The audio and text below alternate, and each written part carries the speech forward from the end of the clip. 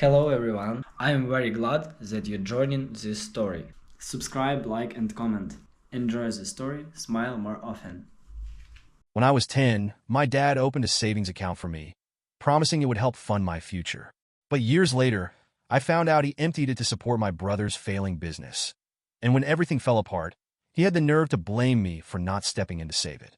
How does someone even begin to process that kind of betrayal? Growing up, my dad was the kind of man who loved to give advice, whether you asked for it or not.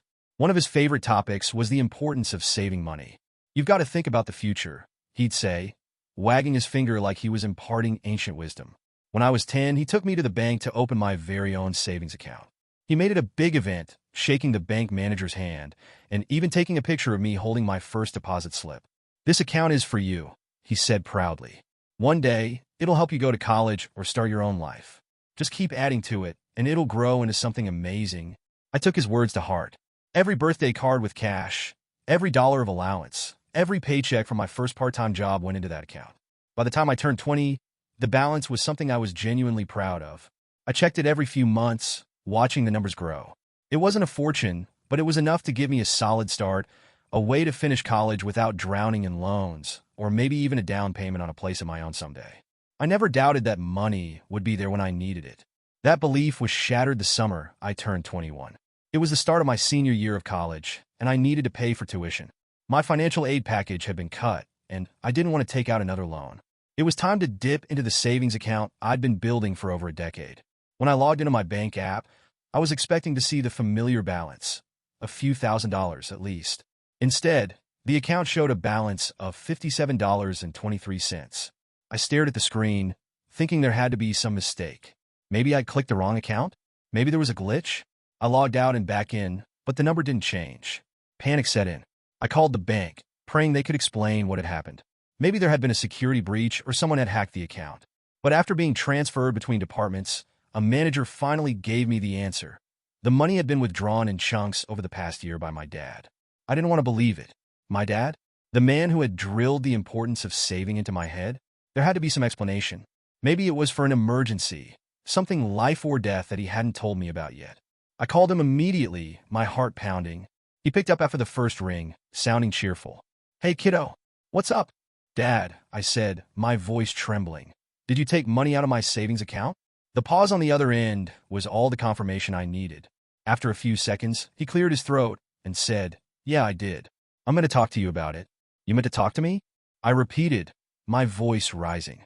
"You emptied my account without telling me? That money was for my tuition." "Calm down," he said, like I was overreacting. "It's not gone. I used it to help Ryan start his new business. It's an investment for the family." "For the family?" I said, disbelief flooding my voice. "That money was for me. You told me it was for my future." He sighed, as if I was the one being unreasonable. "Ryan needed help, and we thought this was a great opportunity for everyone. Once his cafe takes off, we'll all benefit. You'll get your money back, and then some." I couldn't believe what I was hearing. Ryan was my older brother, and he had always been a bit of a dreamer. This wasn't his first attempt at starting a business, and none of the others had gone well. I had always supported him emotionally, but this felt like a betrayal. "Why didn't you ask me?" I demanded. "Why did you just take it without saying anything?" "Because I knew you'd say no," he said bluntly, "and I didn't want to argue about it. Look, Ryan's got a solid plan this time. You'll see. It'll work out." But I didn't believe him. Not about Ryan, and not about getting the money back. The cafe hadn't even opened yet, and my tuition deadline was weeks away. "Dad, I needed that money. How am I supposed to pay for school now?" "You'll figure it out," he said dismissively. "You're smart. You always find a way." When I hung up, I felt like the ground had been ripped out from under me. My dad, the man who had taught me to be responsible, had stolen my savings and handed it to Ryan without a second thought. He didn't even seem sorry. I sat in silence for a long time, staring at my empty bank account. The future I'd been planning for felt like it was slipping through my fingers, and there was nothing I could do to stop it. All because my dad had decided that my dreams didn't matter as much as Ryan's. It was the first time I realized that in my family, fairness wasn't a given. And for the first time, I started to question whether family was enough of a reason to let them get away with it. Growing up, it was impossible not to notice that Ryan was the golden child. My dad adored him, showering him with praise for every half-baked idea he came up with. Meanwhile, I was the responsible one, The kid who followed the rules, worked hard, and rarely asked for help. Dad would pat me on the back and say, "I don't need to worry about you. You got your head on straight." It was meant to be a compliment, but it always felt more like a dismissal. Ryan, on the other hand, could do no wrong in my dad's eyes. His first big dream was to get into real estate, but that fell apart when he couldn't sell a single property. Then came the custom sneaker business, where he poured thousands into inventory only to find out his supplier had scammed him with knockoffs. Each failure ended with him shrugging it off and moving on to the next idea, always with Dad's encouragement. When Ryan announced his plan to open a trendy cafe, I wasn't surprised. He had no experience in food service, no business plan, and no money, but somehow Dad was all in. "This time it'll work," Dad said, beaming with confidence. "He's learned from his mistakes. He just needs a little push." I confronted Dad the day after I learned about my savings account. I couldn't get his casual attitude out of my head.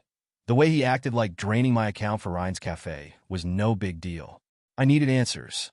"Dad, we need to talk," I said, cornering him in the living room. He sighed, already annoyed. "Matt, I told you it's an investment. Once the cafe takes off, you'll see how worth it this was." "You keep saying that, but you didn't even ask me," I shouted. "You just took my money, my future, and handed it to Ryan like it was nothing." "It wasn't nothing," he said defensively. "It was a family decision.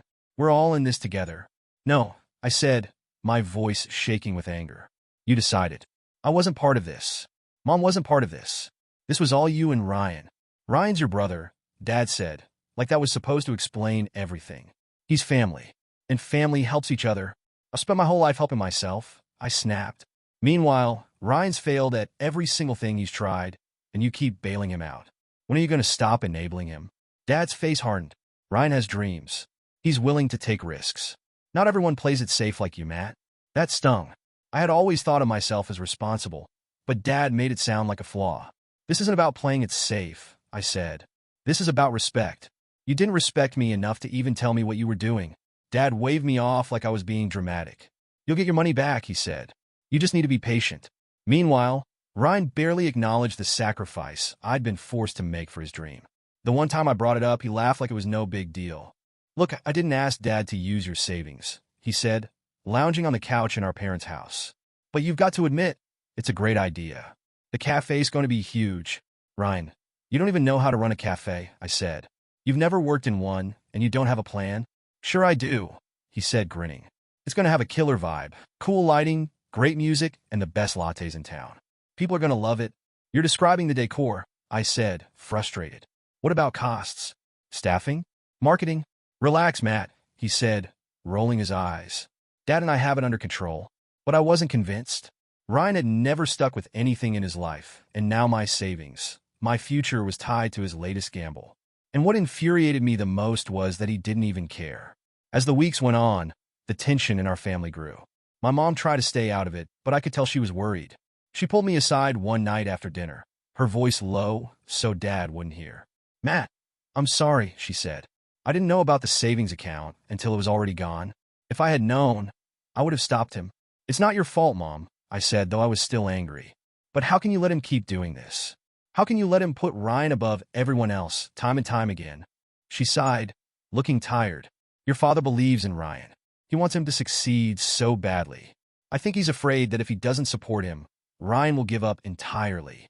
So instead, he screws me over?" I asked bitterly. She didn't have an answer, and honestly, I didn't expect one.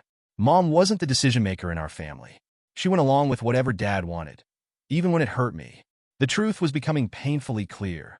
In my dad's eyes, Ryan's dreams mattered more than my reality. And no matter how much I protested, nothing was going to change that. I had no choice but to watch from the sidelines as Ryan's cafe opened, funded by the savings I had spent my whole life building. I could only hope, desperately, against my better judgment, that maybe, just maybe, Dad was right, and this time would be different. For the first few weeks after Ryan's cafe opened, I kept my distance. I didn't want to see the place that had cost me my savings, but part of me hoped that it would succeed. At least then, all the sacrifices, my future, my hard work, would mean something. Maybe Dad and Ryan weren't as clueless as they seemed. Maybe this time, they'd prove me wrong. But hope is a funny thing. It makes you ignore what you already know deep down. Within the first few months, I started hearing things through the grapevine. Friends who had checked out the cafe mentioned it wasn't exactly the bustling hotspot Ryan had promised. "It looks nice," one of them said, but the food is overpriced and the service is slow. I finally caved and stopped by one afternoon, mostly out of morbid curiosity. The place was undeniably beautiful, with sleek modern furniture, hanging lights, and a wall full of plants that practically begged to be Instagrammed. But it didn't take long to notice the flaws. There were only a couple of customers, and they looked bored, waiting for their drinks. The menu was absurdly overpriced, $7 for a latte, $12 for a slice of avocado toast. And then there was Ryan, lounging in the corner with his friends, laughing like he didn't have a care in the world. It was clear that Ryan had no idea what he was doing. Instead of hiring a manager or a good chef, he had spent most of the money on the aesthetic. The cafe looked great in photos but failed miserably where it mattered: the food, the service, and the overall experience. Dad, of course, was still convinced things would turn around. Ryan just needs more time, he'd say every time I saw him, though the stress was starting to show. His hair had more gray in it, and he seemed constantly distracted, always on his phone or scribbling down numbers in a notebook. Meanwhile, I was drowning in my own responsibilities. With my savings gone, I had to pick up 2 part-time jobs to pay for the tuition and expenses I'd expected that money to cover. I worked late nights at a grocery store and spent my weekends tutoring high school students. It was exhausting, and every time I thought about why I was in this position, the anger bubbled back up. One night, after a particularly grueling shift, I called Dad to check in. "How's the cafe doing?" I asked, though I already knew the answer. "Ryan's working hard," he said, deflecting. "He's making some adjustments. It's just taking a little longer than we expected." "How much longer?" I asked. "It's been months, Dad. Are you even breaking even yet?" "We're close," he said, though his tone didn't sound convincing. "Once word gets out, things will pick up." I wanted to scream. How could he keep lying to himself? And to me? But I bit my tongue. Yelling at Dad wouldn't change anything. Eventually, I decided to confront Ryan directly. I walked into the cafe unannounced one afternoon, hoping to catch him in action. Instead, I found him in the corner with his friends again, sipping on what looked like free drinks. The cafe was nearly empty, except for a couple of customers by the window who looked like they regretted coming in. I said, walking up to him. "Can we talk?" Ryan looked up, startled. "What's up?" he said casually, as if everything was fine. "I want to know what your plan is," I said, crossing my arms. "The cafe is struggling, and Dad's stressed out of his mind. What are you doing to fix it?" Ryan shrugged, leaning back in his chair. "Dad's got it under control," he said. "He's been talking to some people about marketing or something." "I don't know." "You don't know?" I repeated, incredulous. "Ryan, this is your business. You're the one who's supposed to have it under control." "I'm doing what I can," he said defensively. "It's just a slow start. These things take time." "Time you don't have," I snapped. "Do you even care about how much you've put Dad through? Or me, for that matter?" Ryan's expression hardened. "Look, I didn't force Dad to invest in me. That was his choice. And if you're still mad about your savings, that's not my problem." I stared at him, stunned. "Not your problem?" I said, my voice shaking. "You burned through my future, and you don't even care." "I didn't ask for your money," he shot back. "Talk to Dad about that." I couldn't believe what I was hearing. Ryan was so wrapped up in his own delusions that he didn't even see the damage he had caused. Or maybe he did, and he just didn't care. Either way, I was done trying to reason with him. Over the next few months, things only got worse. Dad started dipping into his retirement fund to cover the cafe's losses, convinced that success was just around the corner. But by the 6-month mark, it was clear to everyone but Dad and Ryan that the business was doomed.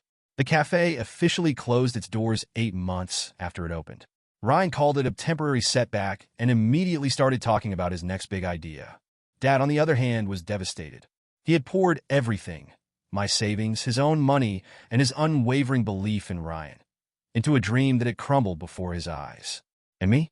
I was left picking up the pieces of my own life, wondering how much more damage my family could cause before it was all over. When the cafe finally shut down, it felt like the inevitable conclusion to a long, slow-motion train wreck.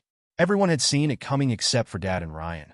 The grand opening had been a splash, sure, but the excitement fizzled out quickly, leaving behind a trail of unpaid bills, frustrated vendors, and dwindling customers. For a while, Dad tried to put on a brave face. "It's just a hiccup," he'd say, his voice thin and tired. All businesses have rough starts, but as the debts piled up, even he couldn't maintain the facade. The day they closed the doors for good, I half expected him to finally confront reality, to admit that Ryan had made a mess and that his blind faith had cost all of us dearly. Instead, Dad did something I never saw coming. He blamed me. It started with small comments, offhand remarks that I could almost dismiss as frustration. You know, Ryan could have used some help at the cafe, he said one night while we were eating dinner. If you'd stepped in, maybe things would have gone differently. I put down my fork, staring at him in disbelief. Help? Dad, I've been working 2 jobs just to make up for the money you took from me. What else was I supposed to do? I'm just saying, he replied, not meeting my eyes. You could have been more supportive. This was a family effort. A family effort. That phrase hit me like a punch to the gut. How is this a family effort? I asked, my voice rising. You and Ryan made all the decisions. You didn't ask for my opinion, and you didn't care about the consequences for me. How is that a family effort? Ryan needed us, Dad said firmly. You're his brother. Family helps each other. No, Dad, I said, barely keeping my temper in check. You help Ryan. I just got to clean up the mess. The tension between us exploded a few weeks later during a particularly heated argument. It was late at night, and I had just come home from a double shift. Dad was sitting in the living room, staring at a stack of papers, bills most likely. He looked up as I walked in, his face etched with frustration. You know, he said, his tone accusatory. If you'd actually pitched in, the cafe might still be open. I froze, my exhaustion giving way to a surge of anger. Excuse me? I said, my voice sharp. You heard me, he said, standing up. Ryan needed you, and you left him to fend for himself. If you put in half the effort he did, things might have turned out differently. I dropped my bag on the floor, my hands trembling with rage. Are you serious right now? I wasn't even part of the decision to open the cafe. You took my savings without asking, and now you're blaming me for this mess? How is any of this my fault? You could have done more, he shot back. You're always so focused on yourself, your school, your work, your future. This was supposed to be about the family, but you couldn't even be bothered to help. I laughed bitterly, the sound harsh and sharp. About the family? I yelled. You mean about Ryan? It's always about Ryan. You've spent my entire life putting his needs above everyone else's, and now you want to blame me for your bad decisions? No, Dad. This is on you. You chose to support him, no matter the cost, and now we're all paying for it. But no matter what I said, Dad wouldn't budge. In his eyes, I was the bad guy, the selfish younger brother who hadn't supported Ryan enough, who hadn't stepped up when the family needed him most. It didn't matter that I'd been blindsided, that I was working myself to the bone to cover the tuition I should have been able to pay with my savings. None of that mattered. The worst part was that Ryan didn't seem to care.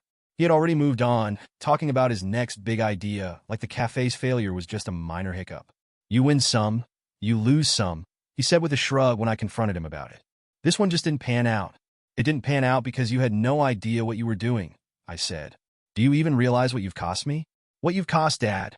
Ryan waved me off, like my anger was an overreaction. Dad's fine. He always figures things out.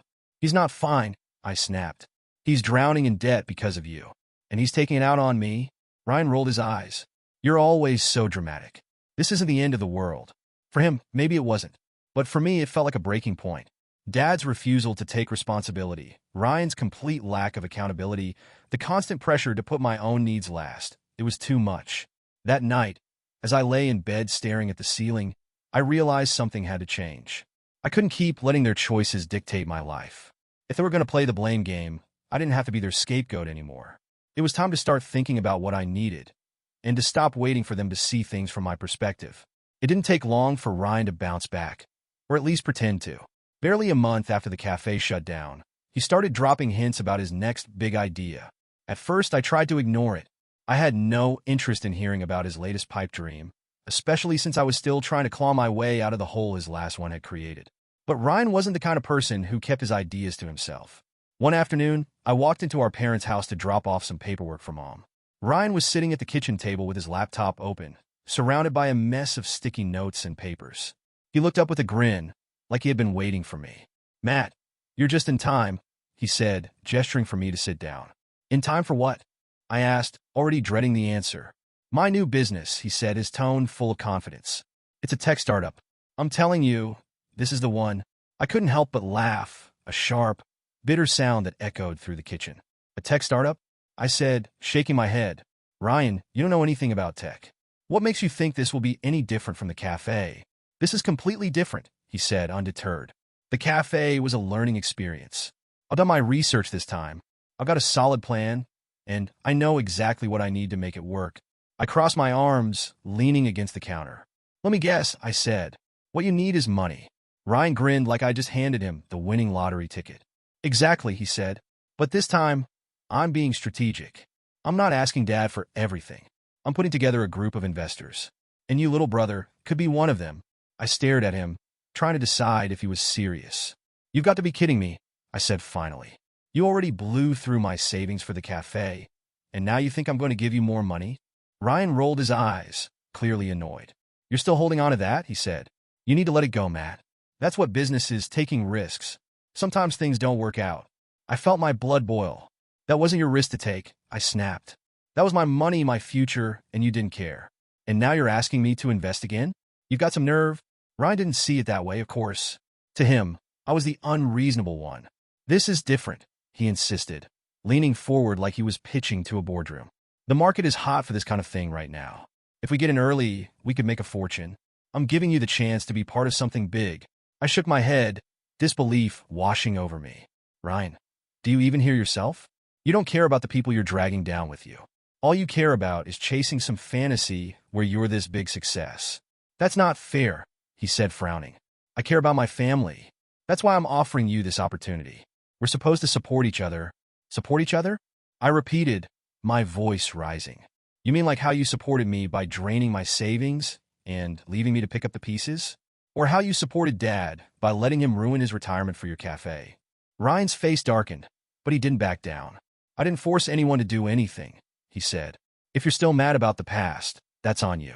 I'm trying to move forward, but you're stuck holding a grudge. That's not a grudge, I said, my hands clenching into fists. It's called learning from experience. And if you think I'm going to let you screw me over again, you're out of your mind. The conversation ended with Ryan storming out of the kitchen, muttering something about how I'd regret not believing in him. I couldn't bring myself to care. Let him chase his startup dream.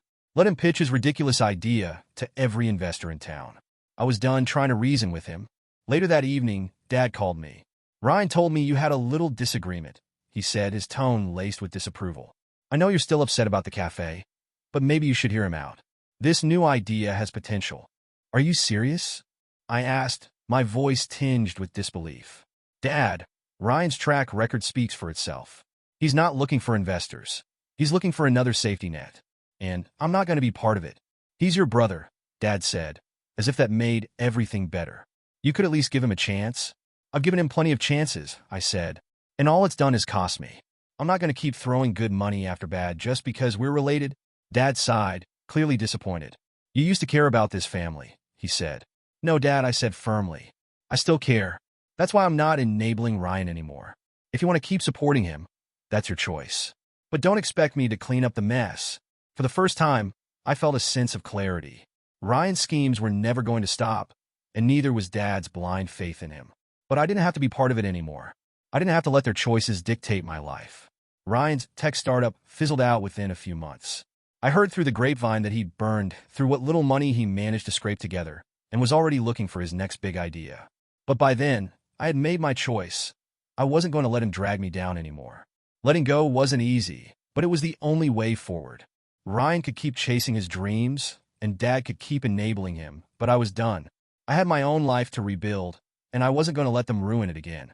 The realization hit me like a weight I'd been carrying for years, finally becoming too heavy to bear. Nothing was going to change.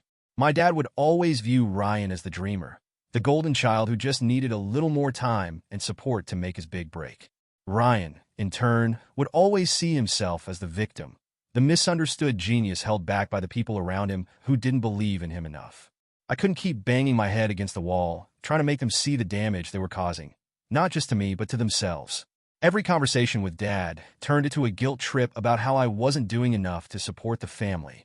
Every encounter with Ryan left me seething at his arrogance and lack of accountability. It was a cycle that went nowhere, and I realized I was the only one who could break it. So I made the hardest decision of my life. I cut ties. At first, it felt impossible. I'd spent my entire life being the reliable one, the responsible one, the one who could always be counted on to clean up the mess. Walking away felt like abandoning everything I thought family was supposed to stand for.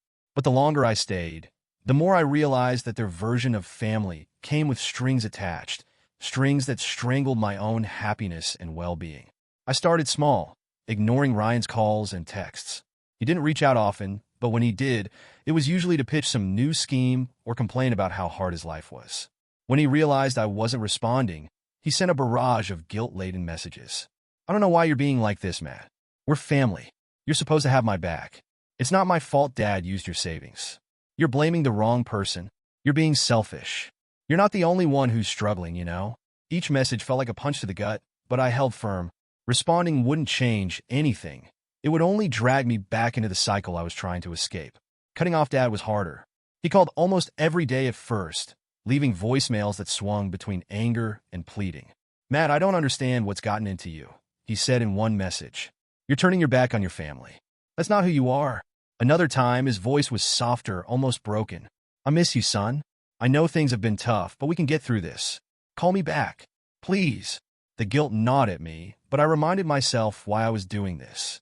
Every time I tried to reason with Dad, it ended in the same place. Me being told I wasn't doing enough, that I was the problem for not supporting Ryan more. He wasn't interested in seeing things from my perspective. He just wanted me to fall back in line. Eventually, I stopped listening to the voicemails altogether. I blocked his number, knowing that if I didn't, I'd never be able to move forward. For the first time in years, I was free to focus entirely on my own life. It wasn't easy. The financial hit from losing my savings still loomed over me, and I was working overtime to rebuild the future I thought had been stolen from me. My days were long and exhausting, but there was a strange sense of satisfaction in knowing that every dollar I earned was mine. Without the constant stress of dealing with my family, I started to feel lighter. I had more energy to invest in myself, my goals, my interests, my happiness. I picked up hobbies I hadn't had time for in years. I reconnected with old friends, who welcomed me back without hesitation, even though I'd been distant for so long. But the guilt lingered. There were nights when I lay awake, wondering if I'd made the right choice. Was I being selfish? Was I abandoning my family? The question swirled in my head, but then I'd remember the countless times I'd put my own needs aside for them, only to be left feeling used and unappreciated.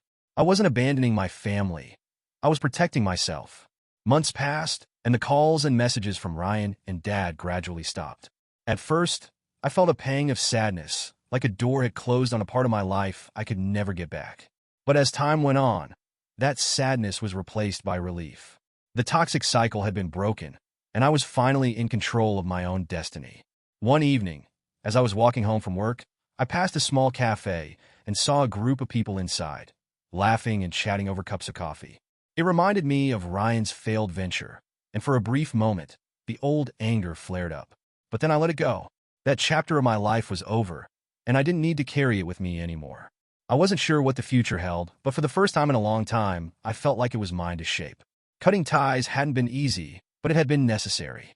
And while part of me still mourned the family I thought I had, another part of me was finally ready to move on. It wasn't fair, and it probably never would be.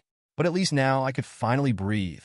It was a Tuesday evening, and I was heading home after a long shift. The sun had already dipped below the horizon, leaving the streets bathed in the soft orange glow of streetlights. My feet ached from standing all day, and my mind was clouded with thoughts of overdue bills and the endless grind of trying to rebuild my savings. I was so lost in my thoughts that I almost didn't notice the voice calling my name. Matt, is that you? I stopped and turned, surprised to see Paul, an old high school friend. He was leaning against the entrance of a convenience store, a grin spreading across his face as he recognized me. Paul and I had never been particularly close, but we had mutual friends, and he'd always been friendly. Paul, I said, offering a tired smile. Wow, it's been a while. How have you been? Not bad, not bad, he said, walking over. You still living around here? Yeah, I said, shrugging. Just working and trying to keep busy. Paul nodded. Then his face lit up like he'd just remembered something. Hey, how's Ryan doing? He asked. At the mention of my brother, my stomach tightened. I hadn't heard anything about Ryan since cutting ties with him and Dad months ago, and I wasn't eager to dredge up the past. But curiosity got the better of me. Why do you ask? Oh, I ran into someone who used to work with him, Paul said. They mentioned he's in some trouble. Trouble? I asked, my interest piqued despite myself. Paul nodded, lowering his voice slightly. Yeah, something about unpaid debts. Apparently, he borrowed money from a few people and didn't pay them back. Word is, a lot of folks are pretty mad at him. I let out a small, humorless laugh. Sounds about right, I said. Paul gave me a curious look. You don't seem surprised? Let's just say it's not the first time Ryan's gotten himself into a mess, I replied. He's got a habit of taking more than he gives. Paul chuckled, though it was clear he wasn't entirely sure what to make of my tone. Well, it sounds like he's laying low now, probably hoping people forget about what he owes them. Hearing that didn't surprise me, but it still struck a nerve. Ryan's pattern of behavior was as predictable as it was destructive. Every time something went wrong, he'd retreat, hoping his problems would magically disappear, or that someone else would swoop in to save him. Yeah, that checks out, I said, trying to keep my voice neutral. Paul hesitated for a moment, then said, Hey, if you talk to him, you might want to give him a heads up. Some of the people he owes aren't exactly the forgiving type. I nodded, though I had no intention of reaching out to Ryan. If he'd managed to dig himself into another hole, that was his problem, not mine. I'd spent too much of my life trying to bail him out, only to get burned every time. As I continued walking home, Paul's words echoed in my mind. I couldn't help but wonder how deep Ryan's trouble went this time. Was it just a few angry creditors, or had he managed to drag Dad into his mess again? The thought made my chest tighten, but then I reminded myself of the promise I'd made. I wasn't going to let Ryan's chaos control my life anymore. I cut ties for a reason, and I wasn't about to undo all that progress just because he couldn't keep his act together. Ryan was a sinking ship, and I had already spent too much time clinging to him, hoping he'd change. Letting go had been one of the hardest things I'd ever done, but it was also one of the most freeing. As I unlocked the door to my apartment, I felt a strange sense of clarity. Ryan's choices were his own, and I didn't have to be part of the fallout. For the first time in years, I was prioritizing myself, and I wasn't about to stop now. Letting go didn't mean I didn't care. It just meant I cared enough about myself to stay away. It had been months since I'd spoken to my dad. The silence between us wasn't just a lack of communication. It was a wall I had built to protect myself. I knew that every conversation with him would inevitably circle back to Ryan, his latest scheme, his struggles, or why I needed to forgive him. Cutting off contact had been hard, but it was necessary for my sanity. So when my phone rang one evening and I saw Dad's name on the screen, my first instinct was to let it go to voicemail. But something stopped me. Maybe it was curiosity, or maybe it was the lingering guilt that still whispered to me in the quiet moments. Against my better judgment, I answered. Hello, Matt, Dad said, his voice soft and tired. For a moment, I didn't recognize it. He usually sounded so sure of himself, so forceful, even when he was wrong. But now he sounded broken. I'm glad you picked up. I wasn't sure if you would. What do you want? I asked, trying to keep my tone neutral. There was a long pause.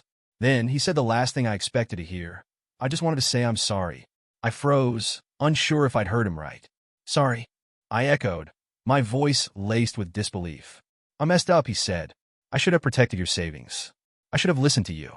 I thought I was doing the right thing, supporting Ryan, but I see now how much I hurt you. And I'm sorry. For a moment, I didn't know how to respond. These were the words I had been waiting to hear for years. I had imagined this moment so many times, how I'd feel, what I'd say. But now that it was happening, it felt hollow. It's too late, Dad, I said finally, my voice cold. You chose Ryan over me, over and over again. You took my savings, dismissed my concerns, and blamed me when things went wrong. Do you have any idea how much damage you've done? I do, he said quietly. And I regret it every day. Regret doesn't fix anything, I snapped. It doesn't give me back the years I spent trying to clean up your messes. It doesn't erase the nights I worked myself to the bone because you stole my future and handed it to Ryan without a second thought. I know, he said, his voice breaking. I know I can't undo what I've done. But I'm trying, Matt. I'm trying to be better. I miss you. I miss my son. His words hit me harder than I wanted to admit. For all his faults, he was still my dad, and part of me wanted to believe he could change. But I couldn't ignore the years of hurt, the pattern of betrayal and favoritism that had defined our relationship. I miss you too, I admitted, my voice softening. But missing me doesn't change anything. You need to take responsibility, not just for what you did to me, but for how you've enabled Ryan his whole life. I'm starting to see that, he said. Ryan's in trouble again. He's burned through every bridge, and now he's dragging us down with him. I felt a pang of guilt, but I quickly pushed it aside. This wasn't my problem anymore. I warned you, I said. I told you this would happen, but you didn't listen. You never listened. I know, he said again, his voice heavy with regret. And I'm paying the price for it now. But Matt, I don't want to lose you too. There was a desperation in his voice that made my chest tighten. For a moment, I considered forgiving him, letting him back into my life. But then I remembered all the times he'd promised to change, only to repeat the same mistakes. I can't do this, Dad, I said, my voice firm. I've worked too hard to rebuild my life. I can't let you or Ryan drag me down again. Dad didn't argue. He didn't beg. He just sighed, the sound heavy with resignation. I understand, he said. I don't blame you. I hope someday you'll give me another chance. Maybe, I said, though I didn't believe it. But not now. When I hung up, I felt a strange mix of emotions. Part of me was relieved to finally hear him take responsibility, even if it was years too late. But another part of me felt sad, like a door had closed on a part of my life that I could never get back. That night, as I lay in bed, I thought about everything that had led to this point. The betrayal, the anger, the long road I had walked to rebuild myself. Forgiving Dad wasn't impossible, but it wasn't something I could do on his timeline. For now, all I could do was focus on the life I was building, a life that didn't revolve around their chaos. And maybe, someday, I'd be ready to let him back in, but it would be on my terms, not his. After that call with my dad, I felt a shift, not in him, but in myself. For years, I had carried the weight of my anger like a shield, protecting myself from the hurt they'd caused. It had been my way of holding them accountable, my way of saying, this isn't okay. But the more I thought about it, the more I realized that anger wasn't holding them accountable, it was holding me back. Carrying all that resentment was exhausting. It weighed on me during quiet moments, creeping into my thoughts when I least expected it. And no matter how much I replayed the past, no matter how many times I imagined what I could have said or done differently, the reality didn't change. My dad had chosen Ryan over me, and Ryan had taken advantage of everyone around him. Those facts would always sting, but they didn't have to define me. So I made a decision, not for them, but for myself. I decided to let it go. Letting go didn't mean forgiving them, at least not in the traditional sense. It didn't mean excusing their actions or pretending everything was fine. It didn't even mean welcoming them back into my life. It simply meant releasing the grip that anger had on me. I started small, focusing on the things I could control. I threw myself into work, taking on extra shifts and projects that helped me inch closer to the future I'd envisioned for myself. The money I earned wasn't much, but every dollar felt like a victory, proof that I could build something on my own terms. I also started setting goals outside of work, things that had nothing to do with my family or the drama they created. I signed up for a photography class at a local community center, something I'd always wanted to try, but never had the time or energy for. I began going to the gym more regularly, not just to stay healthy, but because the physical effort helped clear my mind. Slowly but surely, I began to feel lighter. The anger that had consumed me for so long started to fade, replaced by a sense of purpose. For the first time in years, I was living for myself, not for anyone else. That didn't mean everything was perfect. My dad still called occasionally, leaving voicemails that alternated between apologetic and hopeful. "Matt, I just wanted to check in," he'd say. "I hope you're doing okay. I miss you." Sometimes I call him back, not because I felt obligated, but because I wanted to maintain some level of connection. The conversations were polite, but guarded. I made it clear that I wasn't interested in rehashing the past or getting involved in Ryan's latest mess. To his credit, Dad seemed to respect my boundaries at least most of the time. He didn't push me to reconcile with Ryan, though I could tell he wanted to. "He's struggling," Dad said once, his voice heavy with guilt. "But I understand why you don't want to get involved. I hope he figures things out," I said simply, and that was the end of it. Ryan, on the other hand, didn't reach out at all. I heard bits and pieces about him through mutual acquaintances, rumors about unpaid debts, failed ventures, and burned bridges. Each time, I felt a mix of sadness and relief. Sadness because he was my brother, and some part of me still wanted him to succeed. Relief because I knew I wasn't responsible for him anymore. One evening, I was sitting on the balcony of my apartment, watching the city lights twinkle in the distance. My camera sat beside me, loaded with photos I'd taken that afternoon during a walk through the park. The cool breeze carried the faint sounds of laughter and music from nearby streets, and for the first time in a long time, I felt at peace. I thought about the path that had led me here, the betrayal, the anger, the pain. It had been a long, difficult journey, and there were still moments when the hurt resurfaced. But those moments were fleeting, no longer the constant presence they had once been. Letting go hadn't erased the past, but it had given me room to breathe, room to focus on my own happiness, my own goals, my own life. As I sipped my tea and watched the stars come out, I realized something. I didn't need my dad or Ryan to validate me. I didn't need their approval or their apologies to move forward. I was enough on my own. Letting go didn't mean letting them back in. It didn't mean pretending everything was okay or rebuilding relationships that were still toxic. It simply meant freeing myself from the chains of resentment that had held me back for so long. And in that freedom, I found peace. I wasn't sure what the future held for my family, or if we'd ever fully reconcile. But for now, I was content to keep my distance, to stay firm in my boundaries, and to build a life that was truly my own. Because sometimes, peace isn't about fixing everything. It's about finding the strength to walk away. For years, I lived under the weight of a belief that had been drilled into me since childhood. Family comes first. It was a mantra my dad repeated endlessly, a justification for every sacrifice he asked me to make. It was the reason I kept putting Ryan's needs above my own, why I allowed myself to be dragged into their chaos time and time again. But now, standing on the other side of the storm, I saw the truth. Family isn't an excuse to tolerate mistreatment. In the end, I chose to prioritize myself. It wasn't a decision I made lightly. The guilt of walking away lingered, whispering that I was betraying my dad and Ryan, that I was abandoning them when they needed me most. But I had spent too much of my life bending to their needs, sacrificing my happiness, my stability, and even my future to support them. Walking away wasn't abandonment.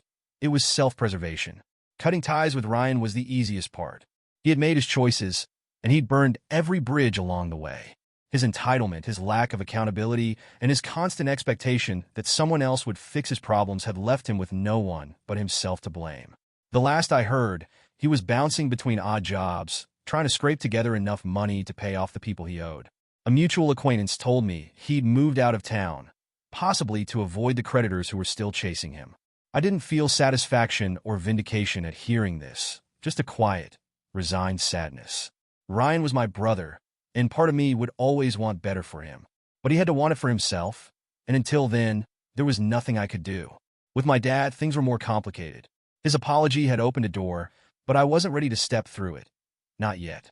I kept our conversations polite and distant, answering his calls occasionally, but steering clear of any topic that felt like a trap. "Matt, I'm proud of you," he said during one of our calls. "You've built a good life for yourself." "Thanks, Dad," I said, keeping my tone neutral. "I just hope," he hesitated, as if searching for the right words. "I hope one day we can all be a family again." I didn't respond right away. Finally, I said, "We'll see."